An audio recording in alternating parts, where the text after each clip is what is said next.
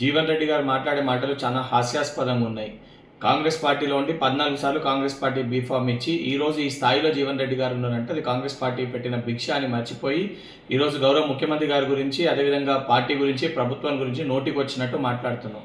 నీదైతే private limited company అని చెప్పి జీవన్ రెడ్డి గారు మాట్లాడుతుండ్రో, ఈరోజు జీవన్ రెడ్డి గారు కల్వకుంట్ల ప్రైవేట్ లిమిటెడ్ కంపెనీలో చేరబోతున్నారని ఒక విషయాన్ని వారు మర్చిపోయినారు. ఆ ప్రైవేట్ లిమిటెడ్ కంపెనీలో సొంత కూతుర్నే ఉపేక్షించకుండా బయటికి వెళ్ళగొట్టి ఆ కంపెనీలో కేవలం ఇద్దరు ఉంటారు, కేటీఆర్, కేసీఆర్.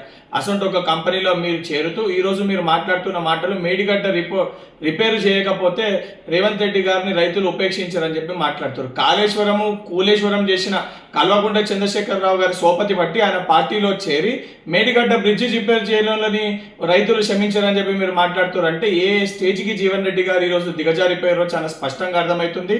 జీవన్ రెడ్డి గారు బీఆర్ఎస్ పార్టీలో చేరికతోటి మీ యొక్క రాజకీయ చరిత్ర, మీ యొక్క మొత్తము మీ గత ఏదైతే 40-50 ఏళ్ళ మీ చరిత్ర మొత్తం కూడా భూస్థాపితం అయిపోయిందని చెప్పి ఈరోజు యావత్ తెలంగాణ ప్రజలు భావిస్తారు. ఈరోజు జగిత్యాల ప్రజలు కూడా మీరు తీసుకున్న ఒక నిర్ణయాన్ని వ్యతిరేకిస్తున్నట్టు చాలా స్పష్టంగా కనబడుతుంది.